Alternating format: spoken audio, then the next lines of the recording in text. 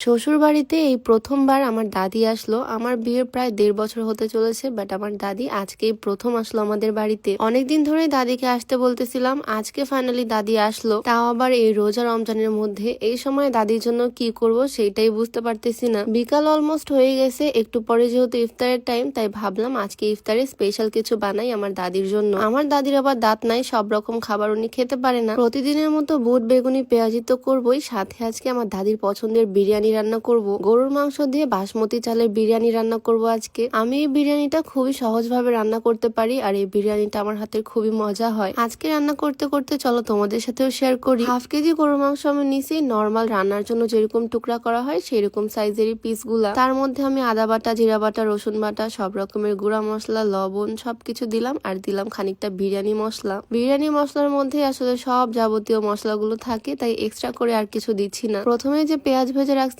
সেই পেঁয়াজ বেরেস্তাটা দিলাম, আর কিছুটা দিলাম টক দই। একদম নাড়িটা চেঁচে মুছে যেটুকু দই হয় সেটাই আমি দিয়ে দিলাম, আর এখন ভালোভাবে হাত দিয়ে মাখিয়ে নিচ্ছি। এইটাই হচ্ছে হাতে মাখা বিরিয়ানি। এইভাবে বিরিয়ানিও যে রান্না করা যায় সেটা কি তোমরা জানো? শুধু যে রান্না করা যায় তা না, খেতেও কিন্তু ভীষণ মজা হয়। মাংসটা মাখিয়ে ঢাকা দিয়ে আমি রেখে দিছি, এই মাংসটা ততক্ষণ ম্যারিনেট হতে থাক আর আমি বাকি কাজগুলো কমপ্লিট করে নিই। ইফতারের আর বেশিক্ষণ দেরি নাই, তাই আমি সুন্দর করে আগে ভাজা পোড়া আইটেম গুলো সেরে নিচ্ছি। আমি রান্নাঘরে ব্যস্ত, আর এদিকে আমার হাজবেন্ড সোফায় নতুন কভার লাগাবে। আমার সোফায় আমি ম্যাক্সিমাম সময় তুর্কি সোফা কভারই লাগাই, আর এই মেরুন কালারটা আমার হাজবেন্ডের খুবই পছন্দের। আমারও খুব ভালো লাগে, এই কালারটা লাগালে সোফার লুকটা একদম চেঞ্জ হয়ে যায়, মানে খুবই সুন্দর লাগে দেখতে। ড্রয়িং রুমটা অনেক সুন্দর লাগে, ফার্নিচারটাও কভার করা থাকে। আমার দেবরও আসছে আমাদের বাসায়, তারা দুজন তো একদম কম্পিটিশন লেগে গেছে কে আগে সোফা কভার লাগাতে পারে। এই সোফা কভার গুলো একদম অরিজিনাল তুর্কি সোফা কভার। তুর্কির এই কভার গুলো আমি সবসময় এসে কভার সেন্টার থেকে নেই। তাদের পেজের কোয়ালিটিও খুবই সুন্দর, আর কোন রকমের প্রবলেম হলে আমি চাইলে রিটার্ন দিতে পারবো, যদিও কোনো রকমের প্রবলেম আমার কখনো হয়নি। এসে কভার সেন্টার পেজটা আমি ডেসক্রিপশনে মেনশন করে দিয়ে রাখবো। যাই হোক, ভাজা পোড়ার মধ্যে বেগুনি গুলো সুন্দর করে ভেজে নিলাম, আর তারপর আমি ছোলা বুটটাও রান্না করে নিলাম সুন্দর করে। ইফতারে আমাদের বাসায় এই আইটেম গুলো প্রত্যেক দিনই রান্না করা হয়। আজকে আমি একদম নতুন বইয়ের মতো খুব সুন্দর একটা শাড়ি পরছি, আর আমার হাজবেন্ড পরছে সুন্দর একটা ম্যাচিং পাঞ্জাবি। সুন্দর এই কাপল সেটটা এক্সমার্স প্রো ফেসবুক পেজ থেকে নেওয়া। কাপল সেটটা আমার খুবই পছন্দের, শাড়িটাও অনেক সুন্দর। তাদের পেজে শুধু কাপল সেট না, বাচ্চার জন্য ম্যাচিং ড্রেস পেয়ে যাবা, মানে ফুল ফ্যামিলি চাইলে একই রকম ম্যাচিং পরতে পারবা ঈদে। আর প্রিয়জনকে গিফট করার জন্য ম্যাচিং ড্রেস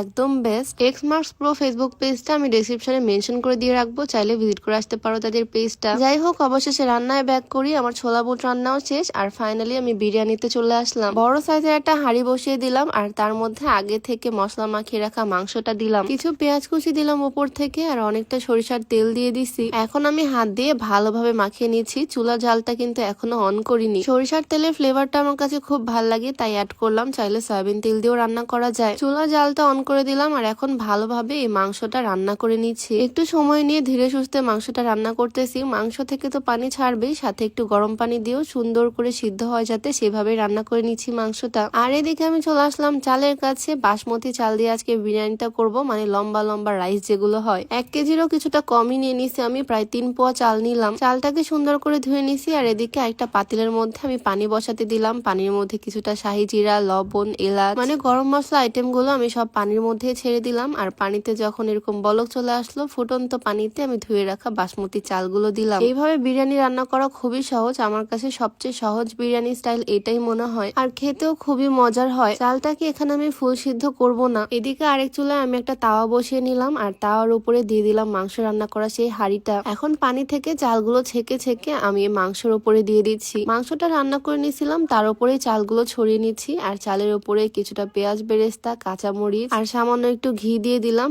এখন জাস্ট এইভাবেই দমে রেখে দিব। ঢাকনার যে ছিদ্রটা আছে সেটা আমি টিস্যু পেপার দিয়ে বন্ধ করে নিলাম। একদম লো হিটে 15 মিনিটের মতো রাখছি, আর চুলা বন্ধ করে আরো 10-15 মিনিটের মতো এভাবেই রেখে দিছি। আর ফাইনালি ঢাকনা খোলার পর কি যে সুন্দর একটা গন্ধ আসতেছে। বিরিয়ানিটাও হয়েছে একদম পারফেক্ট আর ঝরঝরা। আমার দাদি তো পছন্দ করবেই, বাসার সবাই খুব মজা করে খাবে। বিরিয়ানি তো রেডি, এদিকে ইফতারের জন্য ফলমূলও রেডি। শরবতটাও সুন্দর করে বানিয়ে নিচ্ছি, লেবু, চিনি আর রাসনার শরবত। আজকে সারাদিন এত পরিমাণে কষ্ট হয়েছে, মনে হচ্ছে পুরা জগ ঠান্ডা শরবত আমি একাই খেয়ে ফেলবো। আজকে ইফতারে যদিও বেশি একটা আয়োজন করতে পারিনি, তবে দাদি তো আর একদিনে যাচ্ছে না, আরো 4-5 দিন দাদিকে আমাদের বাড়িতেই রেখে দিব। তো আজকের ভিডিওটা এখানেই শেষ করছি। সবাই ভালো থাকো, আল্লাহ হাফিজ।